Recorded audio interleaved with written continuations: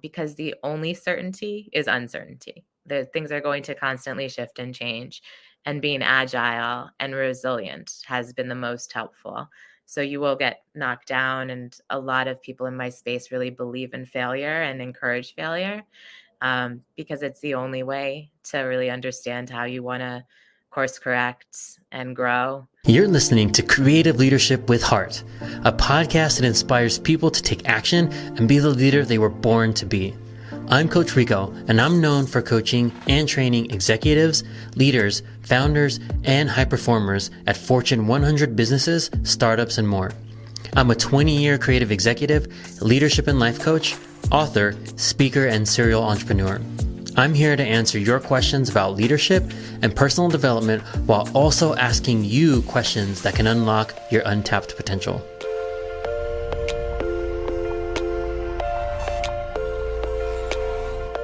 Well, welcome back, everyone, to Creative Leadership with Heart. Today, I have a really good friend of mine, Barrie Adelberg. She is an immersive producer and professor in new media. She is the founder of Split Ends Media, an adjunct professor at NYU. She's also a teaching artist at DreamYard Project and a program designer at Columbia. So, Barrie, thanks for taking the time to be on. Thanks for having me, Rico. Yeah, absolutely. Been looking forward to this for a long time. So, first, just a general intro. Tell us a little bit about yourself and your journey as a creative in tech and education. Yeah, so I grew up in the DC area, the DMV for those from the area on the Virginia side. Really liberal, artistic parents, both educators.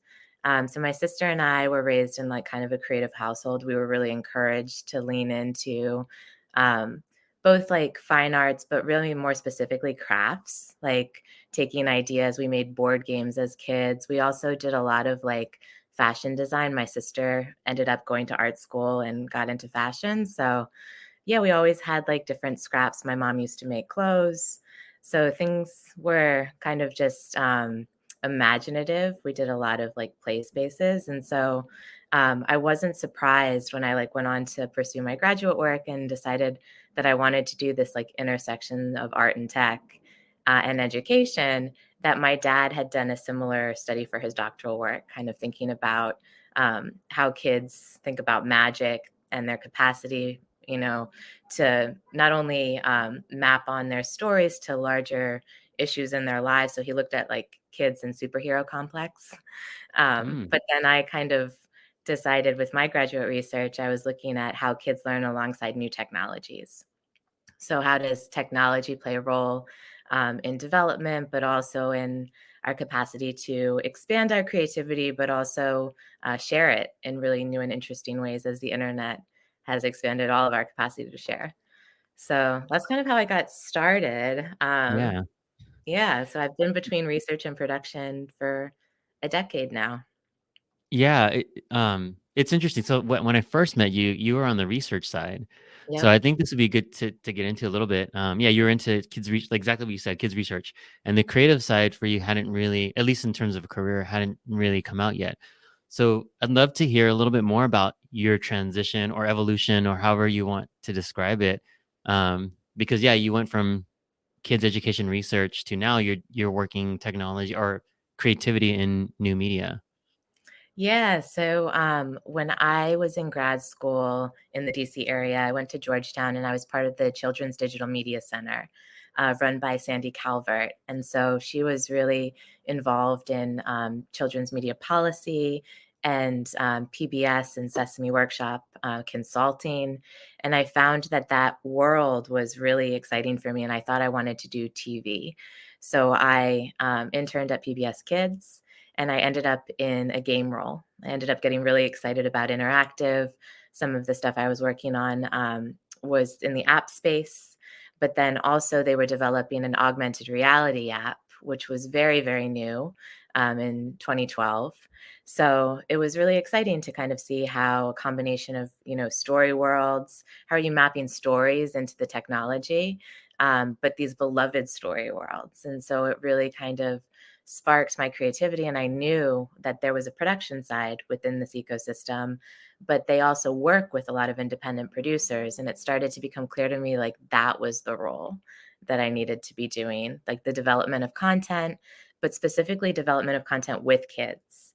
So Mm. that led me to doing more youth programs. I actually, after that, ended up in Philly. I was working with University of Pennsylvania, both the departments of education and applied engineering. And we did youth programs all over the city with the free libraries. And so we were doing early circuitry, all sorts of cool experimental installations with the Makey Makey, a lot of MIT Media Lab tech. We had a partnership with MIT Media Lab because I was funded by a grant that funded Scratch. So that's kind of my connection point. I was doing a lot of visual coding language, thinking about what are the games that kids are making, and then how do you connect those stories to one another. And it was also at the time where, I'm not sure if you're familiar with Scratch, but it's this computational thinking language that's funded by Lego Foundation.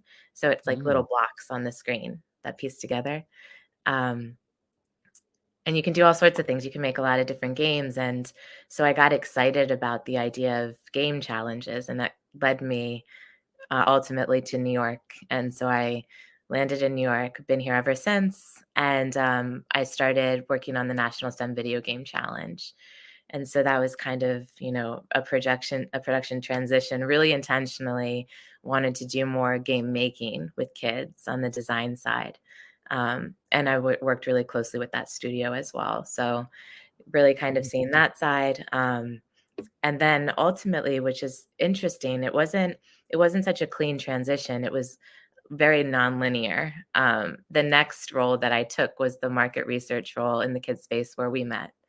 So it was after I had some experience in production, but was trying to kind of figure out what is this balance of who I am as a creative and a researcher.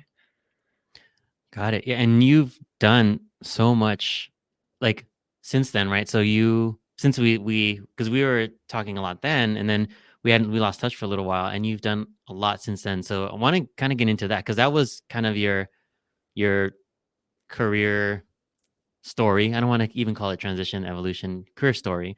But you founded your own agency, Split Ends Media. So I'd love to dive into that probably first, and then we'll get in. If we can, we'll get into like the things you're doing in the education world now, because there's some amazing stuff you're doing there.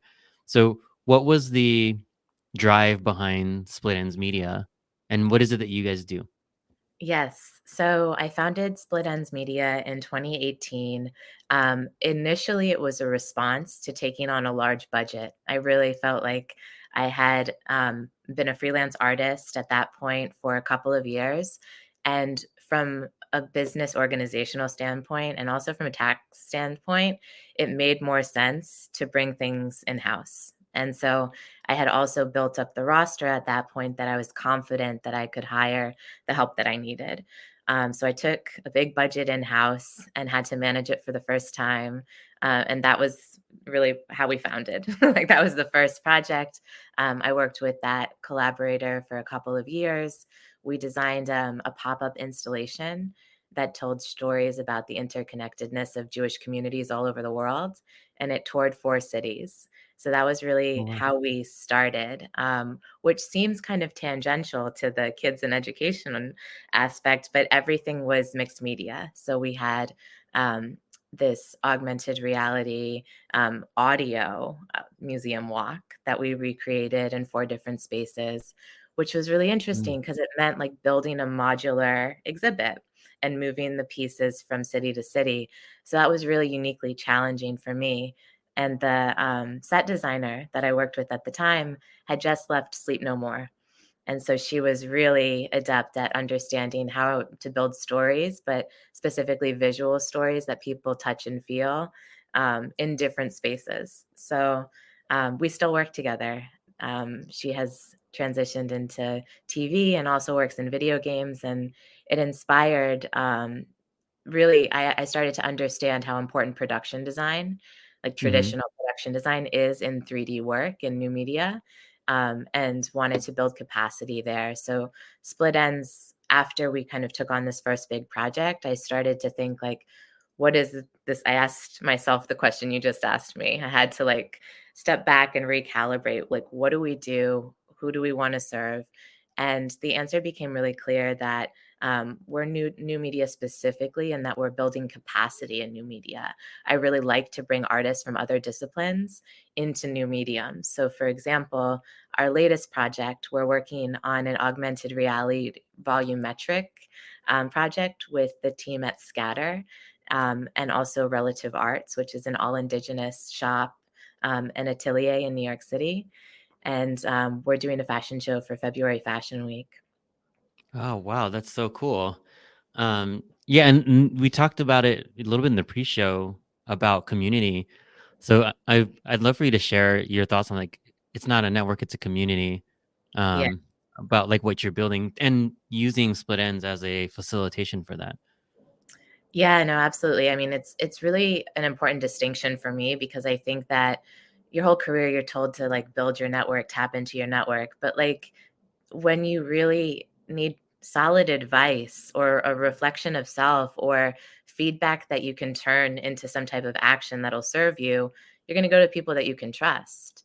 Um, and that trust isn't, just established, it's built over time, right? So you Mhm. find that like the people that you want to work with tend to be a lot of the same people because you've built trust over time, but often you've also built like a rhythm. So when I produce something, I know exactly who is available to AP at any given moment. I also teach, so I have a lot of new talent that I'm working with all the time, which is really great while building a company. You just get to identify new needs because people, especially the undergrads coming up, and I work with high schoolers too, like they're talents that I could even think of developing. Like it's really exciting to see where these things are going and the ideas they have. So I do want split ends to facilitate that growth as well.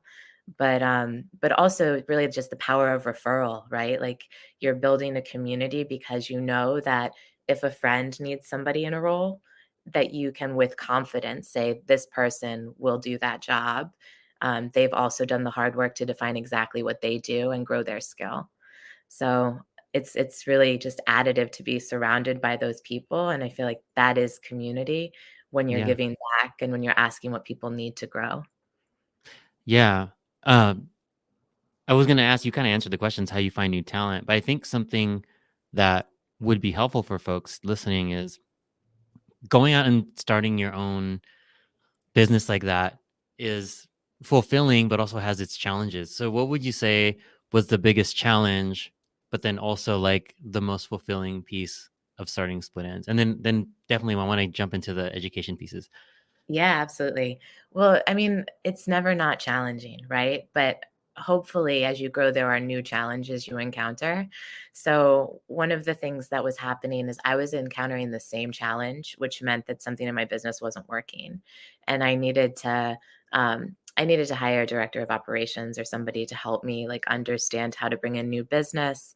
And when reaching that point, it was like a question of, sure, I have maybe, I'm not doubting my intelligence to grow in this area, but also you can't do everything. Like you really do need to trust that other people can support you in the ways that leave you to focus on the create. I started this and not just to be creative, but like I do know when I'm serving in a role that is, bringing together the team in ways that others on the team can't, right? And Hmm. hopefully you also hire people that have that same quality, um, where, when you work with somebody long enough, you kind of, and I think I said before, like a rhythm of you're not really asking for things, you're just kind of you're working together. And one of the really fulfilling things over time is like it doesn't feel like it right away, but it's cumulative. Like, it's not linear, but it is cumulative, that, like, the work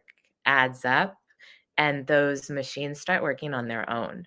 Like, I had something this week where it was like, "Oh, wow, I thought that was gonna be a heavy lift," but, like, you've done this so many times, it was barely a lift at all. So, you're Hmm. growing the muscle, you're also kind of growing, um, this, like, interconnected team, and I've worked, we've only been in business for 5 years. So I've only had one part-time, full-time employee. Yeah. You know, full-time employee for a short period of time. I usually hire project-based, but my goal is to grow capacity so that we can have a team that takes on more um, at any given time, because I know that we've reached that point. So it is about asking for the help that you need, and then finding those learning communities too. I have a close friend from the kids media space, and she has an incredible business. It's called Wonder Why. Her name's Latoy Adams, and she's really like a leader in the kids research space.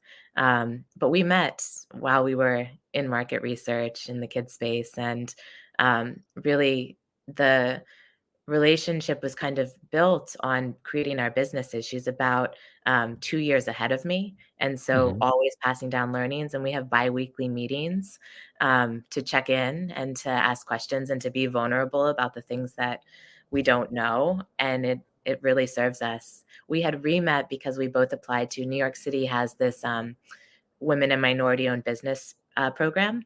And so we were both doing the application together and served as accountability partners initially, and then realized like this is working, serving both of us. And so I highly recommend having trusted friends, whether you work with them or not, just to help you along the way.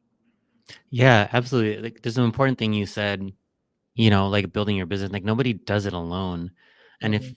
you believe you can, or you're trying to, you're probably in denial, Yeah. right? Because, like, you can be really good at a few things, but you can't be really, really good at everything. No. Right? It's just impossible. So, there's a few books that cover this, and the one I'm reading now is the E Myth, right? That like you just can't do everything on your own, and you do need to hire out and Yeah. find help when you need it. Um, yeah, and it is fulfilling to you're providing a lot of opportunities for people who may not have had access out there. So like that's another thing that has to be fulfilling about what you're doing. No, I appreciate that. I think that like being in the weeds with it, you really do have to take the time to zoom out to get the 10,000-foot view, or else it's really easy to get lost. And there have been moments where I'm like, how are we in the red, working as much as we do? And then you just have to recalibrate and think about like the entire machine.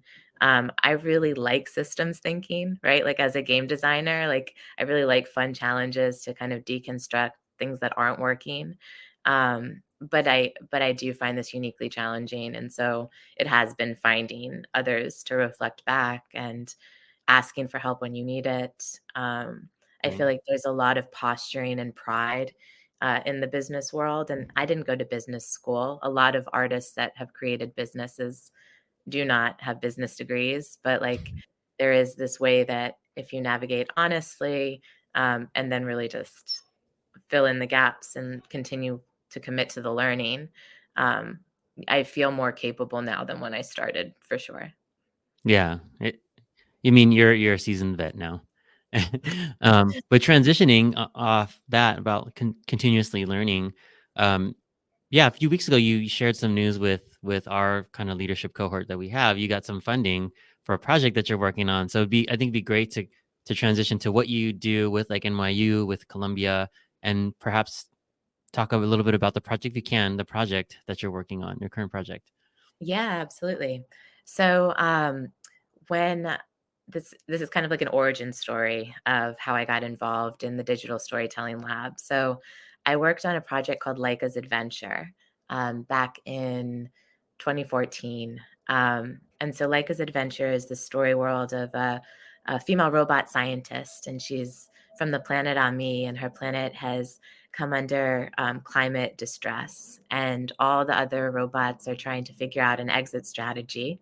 But she decides that she doesn't have enough data to really figure out how this happened, so that she can't get to a solution.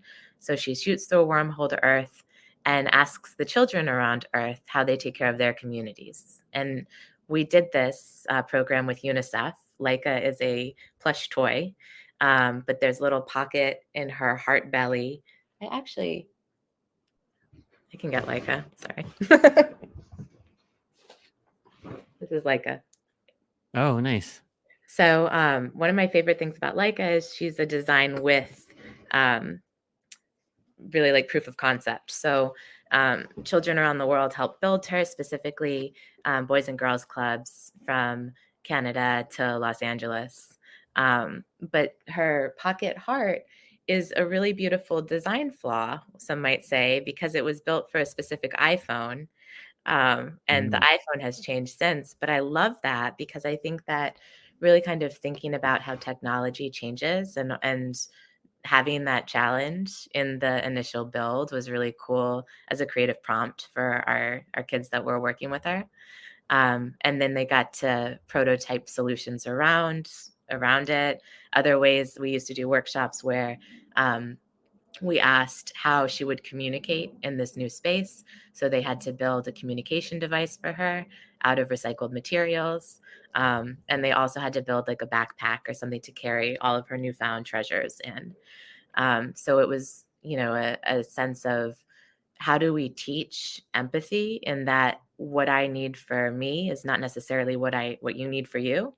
mhm. And really kind of asking informed questions to create space and safe space for people to kind of reveal themselves and grow. And Leica was this new student type of experiment when we brought her into workshops with youth.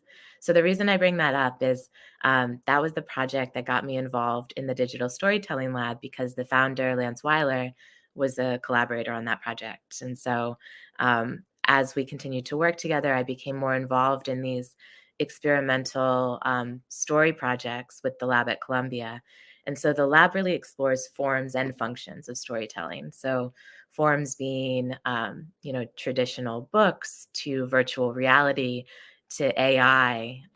So we explored different technologies as forms of storytelling, and then the functions being for climate change, like to really make to eradicate homelessness. We've taken on a lot of different story-driven projects for impact, and so part of the lab is also measuring the impact. How do you build immersive artistic works that reach people and lead them to action? And so, what is that pipeline? So part of my work at the lab is building game challenges. In the year 2020, when everything education shifted, our lab was asked by a number of other departments at Columbia to design hybrid curriculum and design fully virtual curriculum. So we were able to partner with Miro and Mm. build out story worlds. And my program specifically focused on climate. We looked at deconstructing the Green New Deal as recommendations, and we thought about what we wanted to add to it. And then we built a museum for the futures that was 3D, where it was a collection of students' work over 3 years. So that lives online, but it's projects like that that really excite me. How do you involve more people in creative solutions using tech as an intervention? Wow. And you're getting them early and you're getting kids where maybe there's no limitations on their ideas. Yeah, no, That's absolutely. amazing work. Yeah. It really is. It's like that's one of the reasons people always ask, like, why do you like working with kids? They're like uninhibited.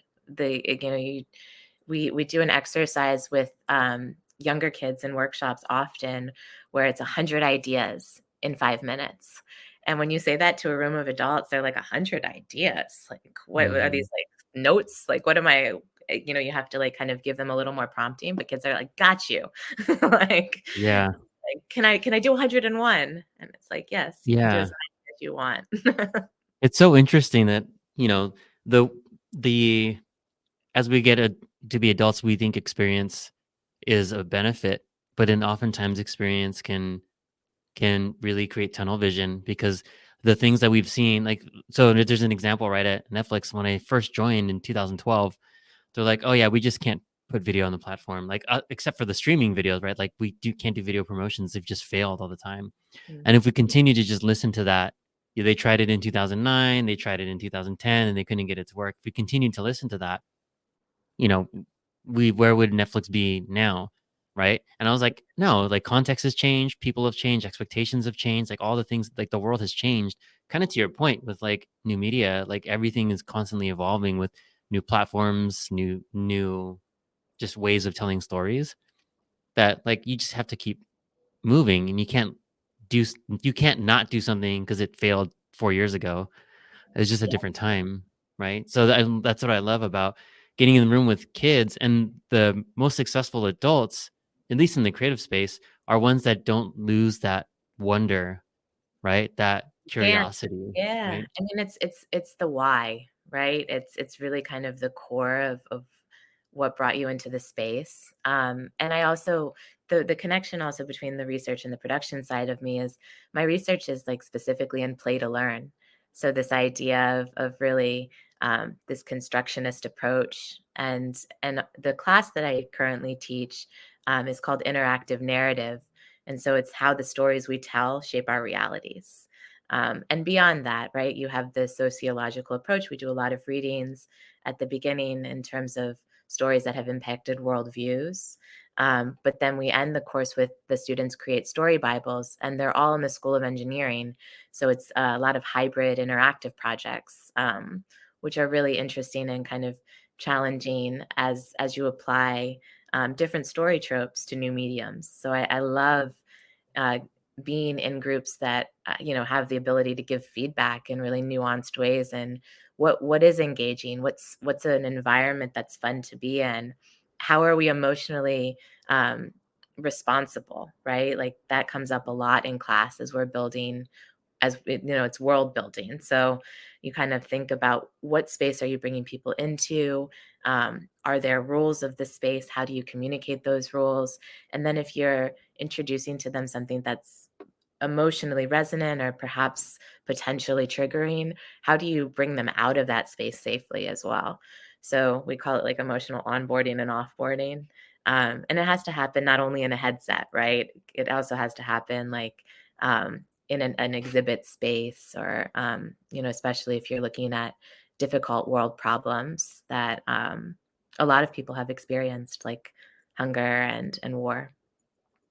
Yeah, that's amazing, and that's so cool that you actually have named things that emotional onboarding, offboarding, like these things that we kind of know in creation of things. Like you sometimes you intentionally do it. You want that aha or like that punch in the gut and just let them sit with it. But in some cases, that punch in the gut, you don't want them to sit with that because you need to then bring them down from this emotional high. So it's amazing that's actually in curriculum and that's being taught in these classes. And so in NYU, Columbia, how does someone get into these classes? Like, are these electives? Like, these sound like great programs to be part of. Oh, I appreciate that. Yeah, so in Columbia, the Digital Storytelling Lab has 4 course offerings. I'm sorry, 3 course offerings throughout the year, and you can take them in order. You don't have to take them in order. So those are offered in the School of the Arts, and so you can take them graduate school. There's it's mainly for the graduate school. Mm-hmm. I have taught in the School of Professional Studies, so I had a course called Designing Futures in the School of Professional Studies high school program, which has changed over the years. And so that takes on different forms. So international high school students, not only come to the campus for the summer, but that's offered online now as well. So that has really interesting arts and critical thinking classes, and also, others ways to get involved in the university. But my course lives in that department. At NYU, my course lives in the School of Engineering. So in Tandon School of Engineering, there's a program called Integrated Design and Media, which is really a humanities approach to computer science and a lot of the engineering disciplines. And so, what we focus on is really interactive storytelling, but understanding not only how are we telling stories that inform and build worlds, but how are we thinking about technology as a partner? How are we using AI in creative ways? And then also really thinking about collaboration. I'm uniquely aware as an independent producer how valuable these classrooms are for the students if they look at their peers as collaborators. So Mm-hmm. in Columbia, we've had the opportunity to do group projects that work so beautifully. In NYU this semester, I did individual story Bibles.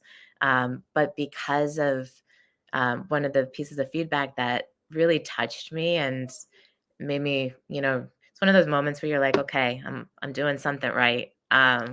Or with the students said that because the space was safe, they were allowed to tell vulnerable stories, and they truly all did tell stories with like a very deeply rooted personal statement and understanding of why they were making it, which is really like, I mean, these are ready to pitch. I would put them in front of any network, to be honest. They were really sophisticated, but they started from a really honest place. Hmm. Uh, and so I have no doubt. And when we did feedback, and this is something that we use that I got from the lab, and it comes from theater, non-judgmental feedback. So we ask the students to respond in the form of a question that can be additive, that can help their peers take the idea further.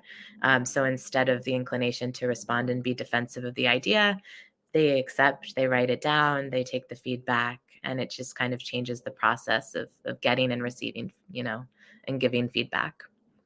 Yeah, I mean, I think a lot of adults and professionals can probably benefit from that same exact approach, right? Of it, and then the thing that I'll put into it, and I love that the collaboration part is what you emphasize, right? Because in creative, especially, and I think in other industries too, but the idea of ego, it Mm. gets in the way of a lot of progress and a lot of possibilities of what could be, right? Because we seek to be understood as opposed to seeking to understand, right? Right. So a lot of times we're like, well, this is what I was thinking, and this is what I. But if you really listen and hear what people are saying, it might not be something that you would implement right away, but the fact that you're listening to it and you're open to it and you're Yeah. letting your ego get out of the way and know that this is a truly safe collaborative space, right? I think we would do so much better work. And I love that you talked about creating safe spaces because true storytelling comes from vulnerability, right? Like Yeah. honesty and vulnerability. And if we can get vulnerable and be honest with each other, I think the world would just be a much better place, period. Whether it's creation, whether it's like just being better humans.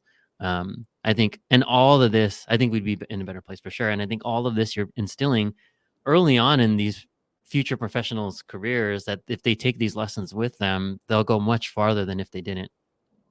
Yeah, no, that's the hope. And it's so funny because it's really helpful to me. I found that teaching is really, it's a reinforcement. It helps me document the work better. It also helps me test assumptions, especially, I didn't mention, but I also teach a high school program um, in the Bronx. And so that's been creative entrepreneurship and video gaming.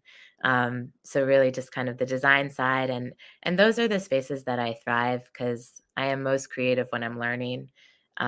It's a tried and true method. I know that I'm also most excited about the work when I'm learning something new and I'm challenged in a new way. And so I hope that that is something that I can reflect in the ways that I teach as well. Um, yeah, Well, this might be a tough question, maybe not a tough question, but for a high school program, you teach it in the Bronx. If someone's not in New York, is there a way for them to get access to the things that you're teaching? Because like, not everyone's going to be going to NYU or Columbia, right? And not everyone lives in the Bronx, it's right? Are there programs that you're planning or that you know of that college kids, high school kids, even early stage professionals can have access to? That's a great question, and honestly, that's motivating to me. I've been told I should translate some of this into, you know, accessible on the web and other ways. And I do have, I have all these curriculum models for different games and methods, but no, I don't have anything that everyone can engage in, and I should. And I feel like it would be helpful to me to kind of have it in a central place as well. But right now, I've been building programs for specific programs, and Yeah. so that has kind of been, like this decentralized. They're very specific programs. But Yeah. it would be, yeah, it would be helpful to me to kind of zoom out and see what the common denominators are and what would be most helpful, and just do like a short segment. Like, I love what you're doing with this program, like pulling out the learnings from different creatives. It's helpful. It's helpful to really understand how other people are challenging themselves and growing. But that has been suggested, so I will definitely think Yeah. about it and We'll think about. follow up. I have some thoughts for you that we can follow up on after this. But now I kind of want to transition into um, just advice. So knowing what you know now, what advice would you give either your younger self or somebody now that is thinking about getting into new media, creative spaces, producing, even on the technical side of like creative engineering? Yes, absolutely. So I would definitely, and I have to remind myself this, but I would definitely tell anybody um, coming up in a creative discipline that they're passionate about, especially if they're early to the game. I tend to be early working in new media. Sometimes some of the language or the communities that I'm working in are considered fringe, right? And you have to figure out ways to kind of translate your experience. But what I would recommend is really just staying committed to your vision, and really do work on, what does it mean to be a better communicator? But you don't have to retrofit what you're doing to anybody else's model. In fact, it's really important that you don't. And just be passionate and confident and clear about your vision. And I think feedback is really necessary to grow, but you also have to define that center for yourself. Where are you really true, and how much can you sway from that? And as I would think about it kind of like a scatter plot, right?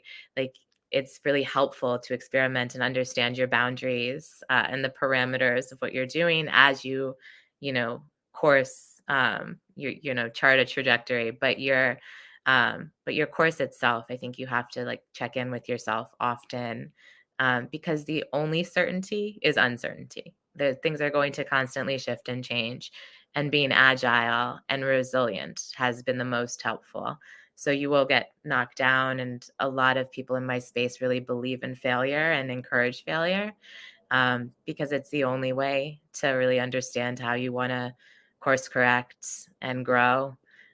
So I find that recently I've been using the word recalibrate a lot, which Yeah. is just, you have to find different. And for me, also as a creative, I really like change, but in the kind of ways that my mom brought up the other day, that when I was young, I used to change my room around all the time, like every couple of months. And then in my early 20s to 30s, like I traveled a lot. I lived in a lot of different places. I moved a lot. I think changing my context, not only from a cognition standpoint, right? Like different sensory inputs are good for you creatively. But for me, I think change is necessary to see new perspective around a problem, right? Hmm. So I like to reorient not only where I am, but like my space itself, so that, and I've started to do that with some of the problems in my business, to try to figure out, like, okay, I have all the resources that I need. How do I reconfigure what I have? Yeah, absolutely. You said there was a lot of great stuff in there. So if somebody wants should probably go back and listen to. But I was trying to take notes as you were going, and the the things that really stuck out to me, and I wanted to reiterate, are like the embrace failure, right? Like that is one thing that people, we have this fear of failure, but what does failure really mean? Failure is just the world telling us to try something differently, right? And I don't look at failure as being knocked down. I look at failure as being knocked down and then not getting back up, right? Like because you stopped trying. Yeah. So, we have to embrace that. Like, okay, so this didn't work. What's another way the world is trying to tell me to do this? Right. And then another thing you talked about is really be comfy about your passion, but also like, and I'm adding a little bit, but who you are, right? And knowing who you are. And that's a big thing. I think there's a lot of professionals out there that if I ask them this question, who are you?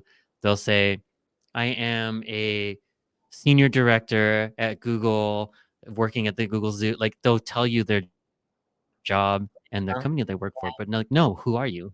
mm, Right. And they will have no idea how to answer that question.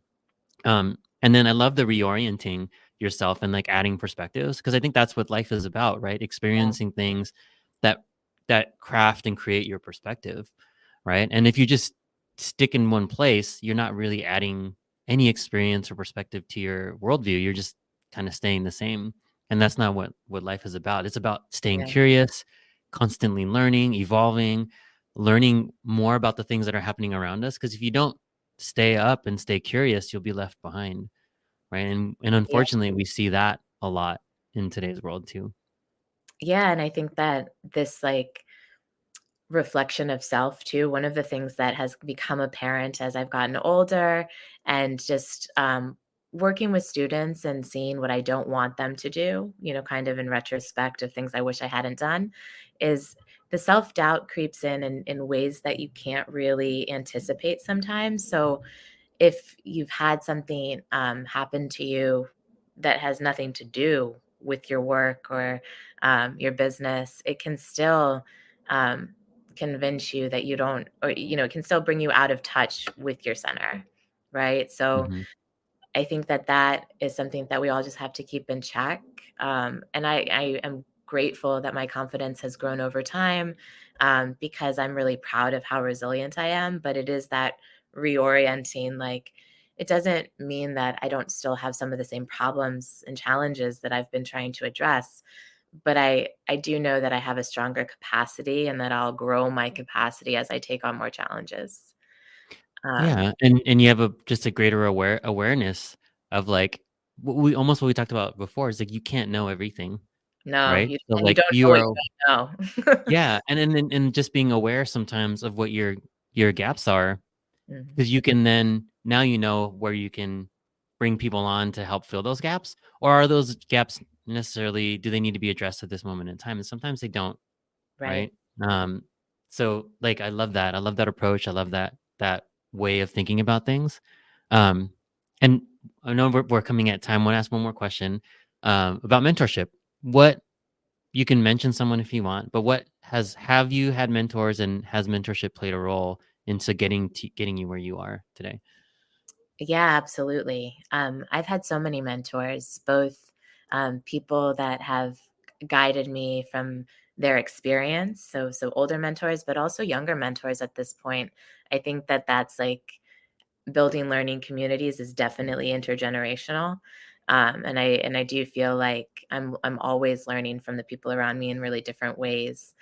Rico, you've been a mentor in terms of really guiding me and helping me understand how to um, be true to myself, but also represent my work in a way that's tangible to different communities I haven't worked in, which was a really amazing learning opportunity for me, but really challenging because I think that mentorship is also like maybe there's a built-in assumption of care, which is why I find it like kind of antithetical to how a lot of businesses work. Like if you're in a network or if you have a boss, it's not their responsibility to mentor you. And when I was working in corporate spaces, I think that um, talent coming up underneath me had that assumption that they were like entitled to a mentor, that somebody that was how we all succeeded, that somebody took them under their wing. But that hasn't been my reality. It hasn't been one single person. It's been a lot of people believing in me that encouraged me to believe more in myself. And then when I show that belief in myself,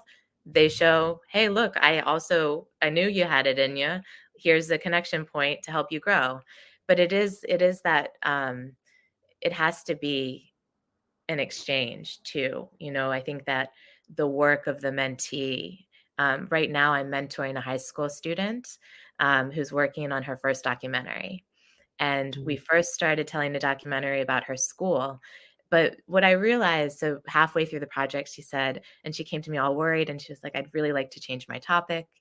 And I was like, "Bet, we are so prepared to do that because you have all of the methods that you need. You've already started transcription, like you really understand what it means to thematically code an interview and pull out, pieces of your storyboard. Like she already had the techniques down and we knew exactly where we were at. And so I knew that it kind of instilled more confidence in me that she was confident enough to change her topic.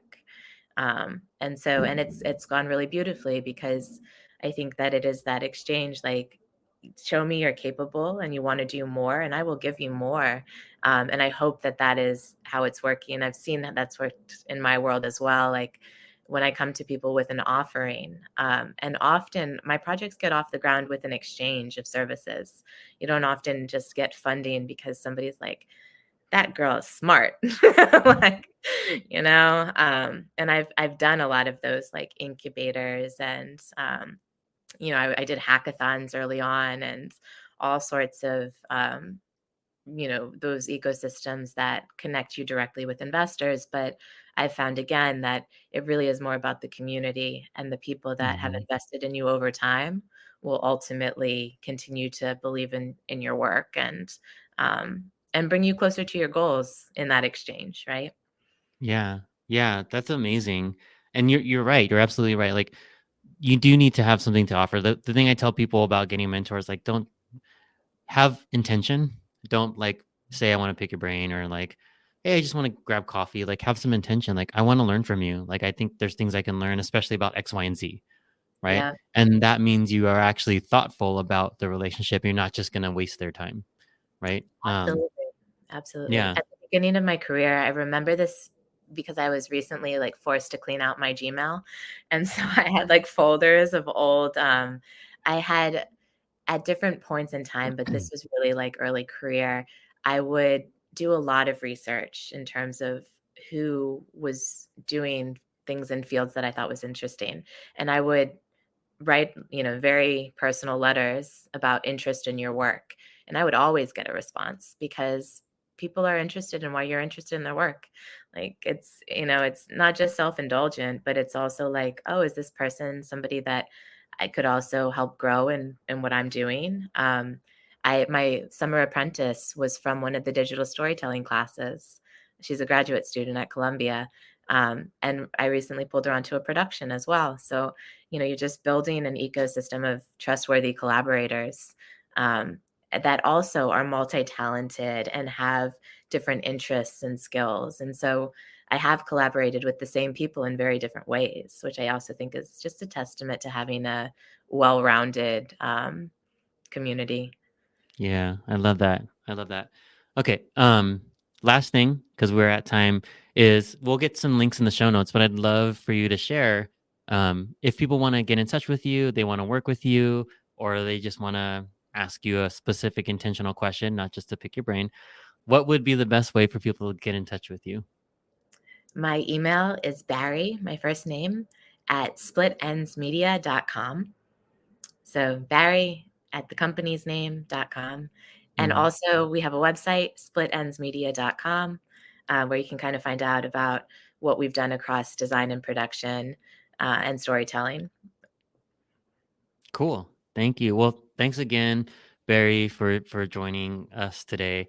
Really appreciate you taking the time, doing some amazing work.